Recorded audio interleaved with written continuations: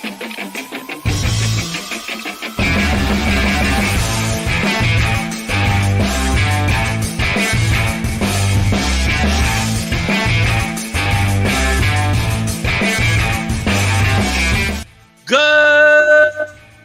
morning, Grinders. Welcome to RotoGrinders Today. I'm Jordan Cooper, a.k.a. BlenderHD. If you want to follow me on Twitter. And it's Wednesday, October 30th. We'll be taking a first look at the Week 9 NFL DFS slate on DraftKings. So hit that thumbs up button on your way in the door. Give me all those thummy thumbs. Hit the like button. Hit the subscribe button. Hit the notification bell to know when we go live. We got the NBA later today, so you got Grinders Live and Crunch Time tonight on the channel, 5 o'clock Eastern. So check that out. And joining me to take a look at the NFL for this coming week is Alex Santi.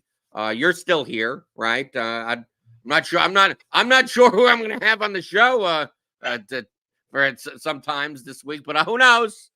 I'm still here. I'm here. Hi, how everyone?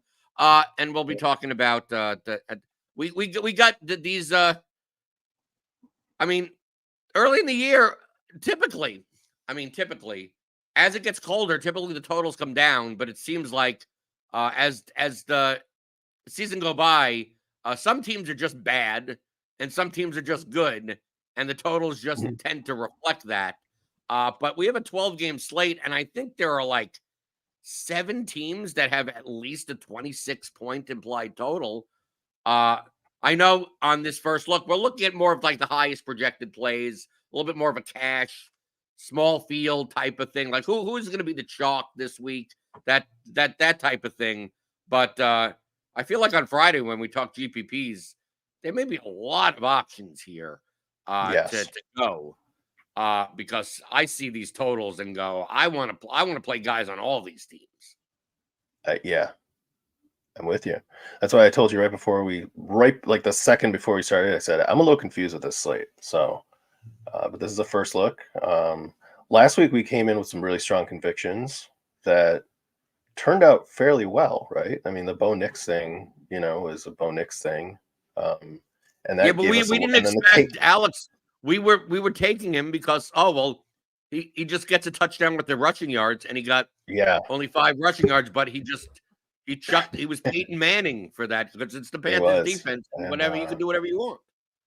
Yeah, and the Kate Otten thing was fairly obvious, and then pick one of those Browns guys at the end. This week I think I don't love the value right away. Do we want to start with flex or do we want to start with, because I think quarterback. I think what we do with our running backs and wide receivers is going to depend on the value we find, or what we do with quarterback is going to depend on the value we find at running back and wide receiver. Does that make more sense? Let's talk about that first. So let's go in like a little weirder direction. I feel as of right now that I'm much more likely in my double ups. I mean, like the cash game type of lineup. Yeah. Actually, to be playing 4 wide receivers than to be playing 3 running backs. Because I actually think, as of right now, the running backs are priced, for the most part, efficiently. And we may have, like, wide receivers that are less efficient. Like let's start a running back. The Saints are facing the Panthers. I wouldn't have ever thought that the Saints would be a touchdown favorite on the road to the Panthers, but the Panthers are just that bad. Horrendous. Alvin Kamara is 7,800. I take a look at, like, outside of like Kamara, is there anyone that you're just like rushing to play? Like, I don't mind Kyron Williams. I don't mind James Conner or Walker. I mean, HN, did fine great last week, but now the Dolphins are 6-point underdogs at Buffalo. Have you seen HN's touchdown prop? What, HN's touchdown prop is? Yeah. Only plus 135. Yeah. I was going to say, like, because you play HN for the touchdowns. You're not playing him for 25 I think you play HN more because he catches the ball out of the backfield. He catches the ball, and in certain spots he'll get a touchdown or two with catching balls. Right, but this is not a touchdown. So I can't really. Yeah, I can't really put him in this group for cash. Not as an Then you have underdog. Jacobs as a dog, right? I mean, the Packers are. I mean, the Packers have a 22.5 implied total, but they're a dog to the Lions. I like Bijan, but I mean, it's not like Bijan has to run efficiently also. I mean, this game, Yeah. the Falcons-Cowboys game has the highest total on the slate. I mean, the only Mhm. one I really feel comfortable about is Kamara at 7,800. But once you Agreed. start plugging in, if you're going to play Kamara and Bijan, and if you're going to do Kamara, Bijan, Walker, or Khan or whatever, you're going to see that, yeah, you're paying down a tight end. You're paying for some really 3K wide receiver that you probably don't like. I think there's a lot more options for wide receiver in like the 5 to 7K range that I actually prefer. And in running backs, we don't get that. Like there's no like $5,500 running back that is playable. Like and barely even the 6K running backs. I mean, I take a look at James Conner. It's like, okay, I could play James Conner. I mean, at least he's like the main guy in the backfield, but I really don't want to. The Bears aren't the greatest of matchups. Then you have to pay up for Saquon Barkley. You got DeAndre Swift on the other side of that Cardinals game, which is he's okay. Javonte Williams, you don't play running backs against the Ravens, so that's a lost cause. Jahmyr Gibbs is 7,600, splitting with David Montgomery. I mean, I just look through all here and I go, like, I almost feel like I want to play two of these guys, and then my flex spot is more likely to be like a 5K wide receiver than a running back. And when you say two of these guys is probably like two other guys outside of Kamara. Because I mean, you've got it sorted by RGV right there. Look at that dip after Robinson. I mean, we don't want to play Achane as an underdog with a low touchdown prop, and then it's just, I mean, Walker's fine, but the Rams are. I don't want to play Jacobs. Yeah, I don't want to play Jacobs. Right. I don't want to play Jacobs. I don't want to play Bijan Robinson has a very wide range of outcomes. I mean, Bijan's touchdown prop is -210. He is the highest one as of right now. Yeah. So, like, I don't mind. I really don't mind playing Bijan, but I almost feel like James Conner. Like, James Conner right now, the touchdown prop is -120, 67.5 rushing yards. Obviously gets a little bit less in the passing game than Bijan, but he'll catch two balls out of the backfield. Like, I don't mind James Conner at 6,600 for cash games. But yeah, to me that's it. Maybe Kenny Walker. Maybe. I mean, well, I think the Conner reference, because it's the only way that we can save a little bit of money and feel okay. It should be a competitive game, and the total isn't super high in Arizona, so we could be looking at an uglier kind of grinded out type of game between the Bears and the Cardinals, which is good for Conner. You know, we don't want a high flying 35 to 28 type of game for Conner. Oh, my son needs to go poop if you can't hear. All right, buddy, go upstairs and go poop. So, well, the thing about Conner for cash games, like GPPs are a different story, but for cash games, I feel that will Conner see 20 to 25 touches? Yes. Well, just give it to me for 6,600, and whatever happens. That might be our best bet at this point for RB2. But who can score 30 plus points? I mean, I think Bijan is much more likely. Well, of course he can. But that's more of a tournament. It's more of a tournament play. Right. It's just hard to know with Bijan, because even, Bijan isn't like, oh, they get up big and Algier will take over. Like, Algier's going to come in that first quarter and play a series or something. And sometimes, these Falcons have deep threat weapons too, to where we might not get the red zone usage we want out of Bijan because they end up scoring a long touchdown. So we need from our running back for $7,400. We want to get in the red zone, and then we want him to get the ball in that red zone with those red zone spots. And so, like, Kamara just lights off the page. Obviously, I mean, we shouldn't gloss over that. Carolina is absolutely horrendous. That defense is just, I mean, we've been talking about it since week 2. Every single week, they attack that Carolina defense. Carolina can't hold on to the ball, so the Saints are going to have the ball a ton. Kamara's kind of the nuts with cash right now.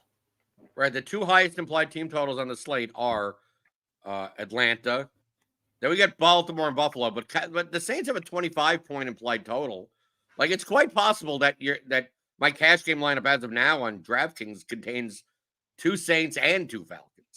Right? It's at that point. So let's take a look at wide receiver. Okay. I think this is where it gets tricky. Right. Well, that here's the tricky part. But the top wide receiver projected as of now on the slate is CeeDee Lamb at 8,800. I don't necessarily you need to get up to CeeDee Lamb. Obviously, we have Tyreek Hill is 7,300. They didn't price him up like higher, but Miami's in a much different spot than they were than last. So if you don't want to play Tyreek Hill at 7,300, that's fine. But like Drake London at 6,700 and Chris Olave at 6,100. Like I said, the Falcons and the Saints. Like, I'm much more comfortable in like this range. Cedric Tillman at 4,300. You could play again for Cleveland against the Chargers. Cleveland has a 20.25. They're dogs, but if Winston's throwing the ball, I don't mind playing Browns receivers now since they haven't been priced up enough. If they haven't been priced up, yeah. Right. And then the Titans are actually favored against the Patriots. And with Mason Rudolph at quarterback and no DeAndre Hopkins there, we saw all the usage kind of go to Calvin Ridley. Yeah. I don't mind playing him at 5,700. And truthfully, I don't even mind, like, I think he's a better play on FanDuel, but like Darnell Mooney at 6K on the Falcons. I mean, obviously, I'll spend the 700 more and get Drake London. But then you got Elijah Moore, another, Browns receiver at 4,200. Then obviously you got like the Bengals guys because they have a big implied total. But like I feel like I'm in this range. I feel like I want to play like 4 of these guys. I feel like you could get away with like a Khalil Shakir or a DJ Moore in favored matchups. I mean, Puka's there at 7,200. He's playable, I guess. I just think there are a lot of options here that they're just 1,000 cheaper than the running backs that project like in the same range, but like they're 1,000 cheaper. So like I'd much rather save the money and play 4 of these guys than play a third running back as of now, as of Wednesday. We don't know. Injury report. Oh, someone's out, and next thing you know, everything changes. I question. I mean, I want to play Tyreek Hill because of the price tag. I don't really want to play it for the game environment. I want to go back to CeeDee Lamb because CeeDee Lamb is finally getting balls thrown to him, and that's dangerous to avoid in cash when CeeDee Lamb is getting balls. Now, we saw some games where he was not getting balls thrown to him, and I don't know why, but Mike McCarthy wanted to show off Jalen Tolbert for some reason for a few weeks. But now CeeDee Lamb is getting a lot. Let's look at this because I was actually saying, why doesn't he get the ball like 15 to 18 times a game? We saw 17 targets last week when they were playing from behind. We saw 14 targets the week before. We saw 9 targets the week before that. We saw 8 targets the week before that, and then 7. And we've seen 10, 17 to 13 when, so this is such a target monster type of situation that I want to play CD and I want to play Kamara, and I don't know what running back I want to pair up with them to fit them in, but I kind of want to prioritize Lamb over a 7K running back. I just don't know where else to go at running back. This is the puzzling part for me. Well, I mean, you could do it, but you're going to have to use it some cheap wide receivers. One place that you could get them, which is not updated the blitz yet, because we're just looking at very like initial projections with no usage adjustments. The Jaguars may be without anyone to throw the ball to other than Evan Ingram. You got like Parker Washington, or you got some like no-name people on Jacksonville that you could play that are 3K. And they will be throwing. Right. They will be throwing. This is not going to be the Tank Bigsby show. They will be throwing. I think, but we don't know. We don't know the status of Gabe Davis. We don't know if Brian Thomas Jr. is going to be good with his ribs on Sunday. So that's something to monitor. But I don't think it's a slam. Like if all of them are out, like I'm not going to be rushing to be playing Parker Washington. No, like he's there. I mean, They have a similar implied total as the Patriots. And are you rushing out to play Demario Douglas? No. I mean, like, absolutely not. I'm not doing that again. Right. So, like, we did that a couple times. Right. Because a lot of times, Alex, again. you see a lot of times that, something happens, the receiving core is down. Next thing you know, the wide receiver 3 is now the wide receiver 1. We saw it with the Buccaneers last week, right? It's like, oh, well, Jalen McMillan or Trey Palmer, well, there are teams that already operate like that. It's called the Patriots, right? Yeah. A team with a low implied total with a bunch of receivers that don't get that high of a target share, and they're all 3,500 to 4K. And on a week-to-week basis, we don't even consider these guys. Yet, when there's a new situation like that, we got to play Jalen McMillan at 3,700. Yeah. We wouldn't be playing like Jalen Polk at 3,500 just on a normal week. It's the same spot. It's the same exact thing. It's the same thing, yeah. Right. I mean, the only difference is someone like a Demario Douglas probably has plays drawn up for him that they've been working on for like 6 weeks, right? Like that's the big difference between the two. If anything, we should gravitate more toward those plays because the guy's been a wide receiver 1, wide receiver 2 for the whole season than guessing which wide receiver 3 or 4 becomes the 1. That might be the easier decision for us, and I don't want to go to either of them. At tight end, I feel like on DraftKings, I feel like you're typically paying down, and we have to this week, right? I think we have to this week, and I don't mind paying down for Jonnu Smith at 3,500 because even with Tua back, they've shown that he's going to get 5-6 targets a game, and he's part of the playbook. So. Mm-hmm. They're going to have to be passing this game against the Bills. So,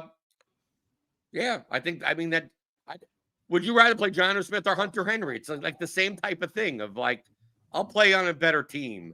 And then if I could pay up, I mean, obviously Trey McBride, he's kind of the nuts.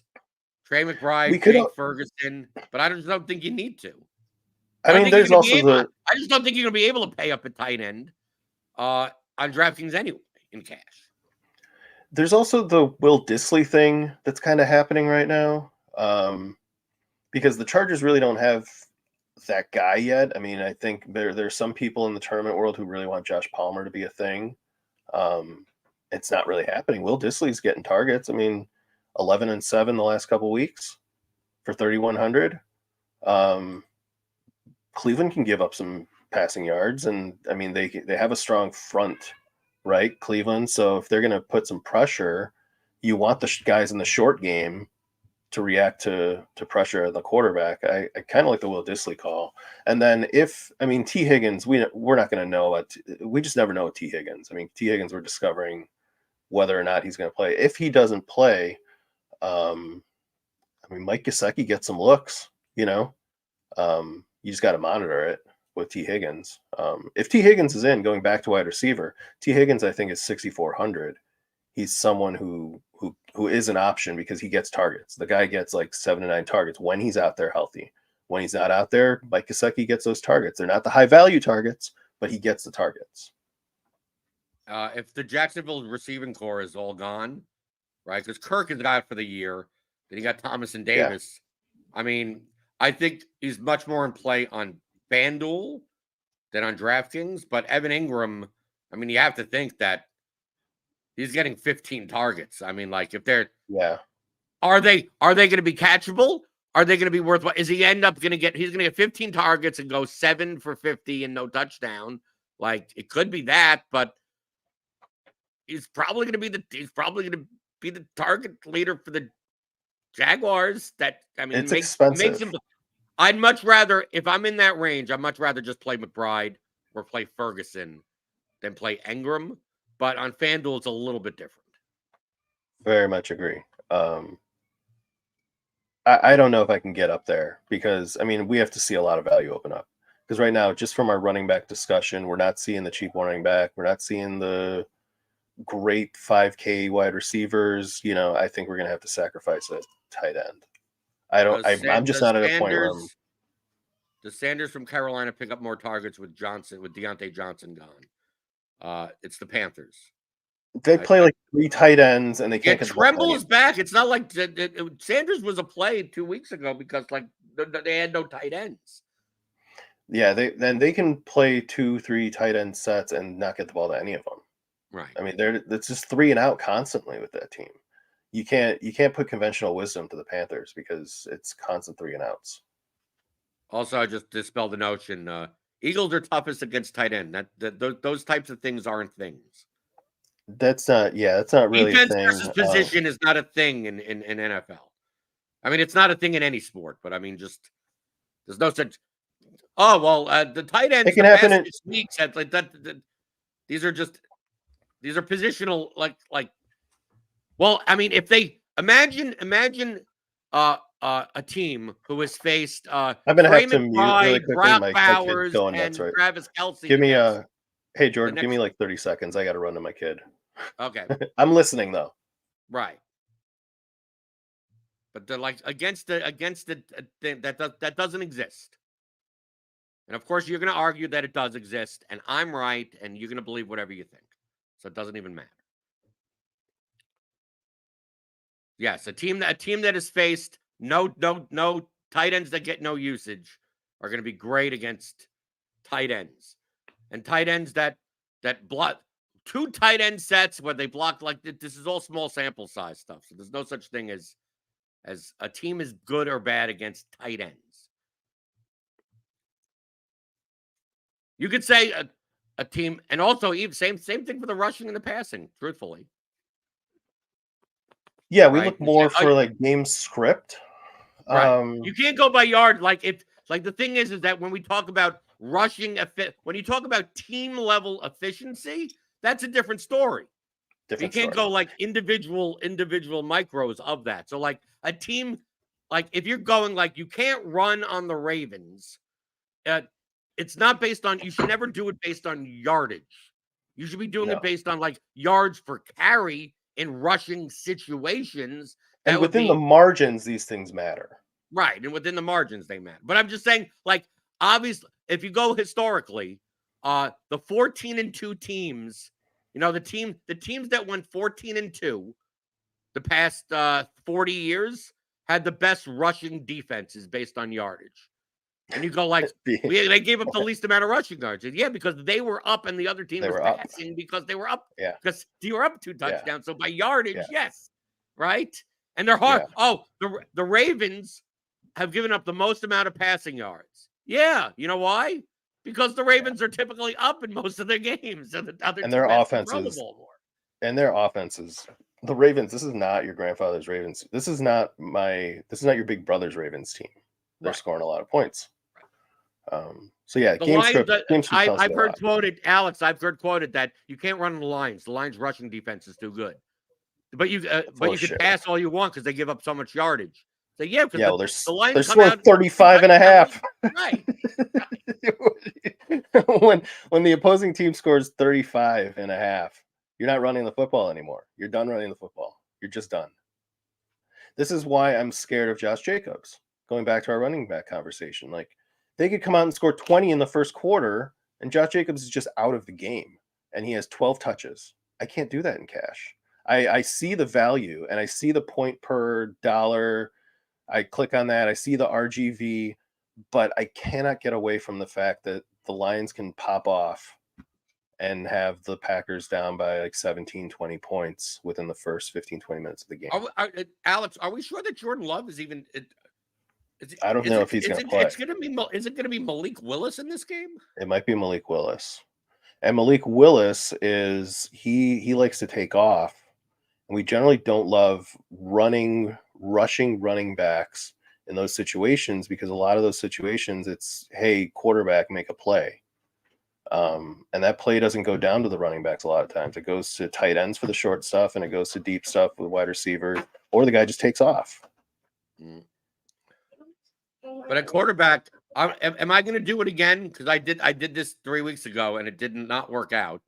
For cash games, I mean, sure, would I love to play Lamar Jackson at 8,000? Yeah, absolutely. Would I love to play Jalen Hurts at 7,800 or Josh Allen at 7,700? Sure, but how do I play Kamara? I'm not going to get the Lamb, obviously. I mean, I can barely get the Lamb even with the cheaper quarterback. I can't get to, yeah. This is right? confusing. So, like, instead of getting CeeDee Lamb, why don't you just get Dak Prescott at 6,300? And if Lamb does well, I mean, obviously Prescott did well, but I mean, I did Prescott in cash 3 weeks ago and he got 5 points and they got destroyed. Well, 3 weeks ago, he wasn't throwing to CeeDee Lamb. He was throwing to Jalen Tolbert. You know what I mean? Like, but the magic happens when you throw to your best guy. When your best guy is one of the best guys in the league. Again, like we talk within the margin, spreading the ball around is good football. We're not saying spreading the ball isn't good football. But when your wide receiving core is CeeDee Lamb and Jalen Tolbert, throw the ball to CeeDee and Lamb. And that's what he's doing right now. So I think if we can go by these last 3 weeks, go by the first couple weeks, and we go by what we've seen with Prescott and Lamb last year, there's a larger sample of Prescott throwing to Lamb and putting up points for us than him not throwing to Lamb and not getting points for us. So I think Dak is he's probably the best call at 6,300 right now. I love Jalen Hurts this week. I do love Jalen Hurts for raw points, and look, I mean, the reason why we didn't talk up Saquon Barkley in this situation where we should be playing a running back is because we saw it last week. They did like 5 tush pushes on the goal line. It makes that running back at 8K unplayable. I don't care how talented he is. It makes that running back unplayable in cash at $8,200. But it does make that quarterback very playable. Even at 7,800, I just can't fit him in right now. Right. I mean, like I said, I would love to play those quarterbacks, but I just don't think you're playing them in cash games. I think you're much more likely if you don't want to play Dak Geno Prescott. Smith. I was thinking more Kirk Cousins because Kirk Cousins. Yeah, you're not going to get much rushing yards, but I mean, I don't mind betting on the Falcons on this slate, but Geno Smith is always like to me the safest. Like is Metcalf going to be back? Like that's to me. If Metcalf is back, I'm much more comfortable with Geno Smith because they looked awful last week. They look pretty terrible without him because he does take away. That's one of these marginal situations where DK Metcalf, he has not been the fantasy monster he should be according to his talent, but he gets so much attention from the defense every single game that it opens it up for the second tight end to get a couple catches for 30 yards and Tyler Lockett to get some deep threats and for Jackson Smith and Jigba to get a 12 target game here and there where he gets 8 catches, right? Like, so we need DK Metcalf to take away the pressure from the passing game in general. And Geno can get yards. He's showing this year that with the higher volume with the new OC there, this OC they got was a guy who like upped the passing volume like to historic levels in college, and he's doing it. He's putting a lot of passing volume in this offense. So the yards are there for Geno. Can we get 3 touchdowns from Geno? I don't think we need it, but can we get 275 and 2 from him? I think so with Metcalf out there. How about holding your nose? I mean, like in this range, don't tell me wider range of outcomes. You got Caleb Williams there at 6,100. Okay. And then if you want to go really cheap, you hold your nose, you play Daniel Jones against the Commanders at home. I mean, he's like, you could go back to Winston again. I don't think you have to go like cheap at quarterback. Like, I think you could get away with the Geno Smith at 5,800 as your cheapest quarterback. But, like, Daniel Jones is just, like, when he comes out of the game in the third quarter and they put in Drew Lock, like, that doesn't – I mean, he's going to start, but I don't want to play – play a quarterback that's going to be benched halfway through the game. Are we playing Daniel Jones over Malik Willis? I don't think we're playing either. I don't think we're playing either. But if you're going to bring up Daniel Jones, I mean, we got to bring up Malik Willis, he's going to get a lot of volume. I mean, the ball will be in his hands for a lot of this game. Even if it's a close game, the ball will be in Malik Willis's hands for a lot of the game. I'm not going to play Malik Willis, but I'm just saying if we're going to go there, we're going to go there. I'm a little concerned with Jameis Winston. Think the line, Alex, the line right now is that the Lions are a road favorite by 3.5. 4? 3.5? 3.5. Okay, 3.5. To me, that sounds like that's the proper line if Jordan Love was playing. Yeah. Don't you think that the Lions would be bigger favorites over Malik Willis-led Packers team? I think they should be. I don't understand the line. Right. Well, I think all I'm saying is I'm just yeah. going by the line, and maybe Yeah. it's more likely that Jordan Love plays, and we don't have to deal. I mean, it's going to be Jordan Love, not Malik Willis. If Malik Willis is in, I'm just going by the projections, what we have for our projected starting lineup right now. Willis is right there, probably with Winston. Are they the same price? He and Winston? 100. Willis is 55 and Winston's 54. Okay, and the thing with Winston, it is a good defense. Winston he could throw you 3 touchdowns against anyone. He could throw 4 picks against anyone. So that's really what you're going for with Winston. That he can get 250 and 3 against anyone, but he might throw 3 picks. Yeah, as of right now, I got Dak in my cash lineup. So like I'm looking at Dak. I mean, we talked about it at the start of this segment, and it's Dak. I think for tournaments, Caleb Williams gets interesting because Arizona they're not an efficient pass defense, and that's more of a tournament talk though. Then the cheapo defense this week, I think the cheapo defenses that will be popular are going to be like the Giants at 2,300, and the Seahawks at 2,600, like down over there. If anything, I'd love to play the Ravens at 35. Obviously, the Chargers at 33 against Jameis Winston. Yeah.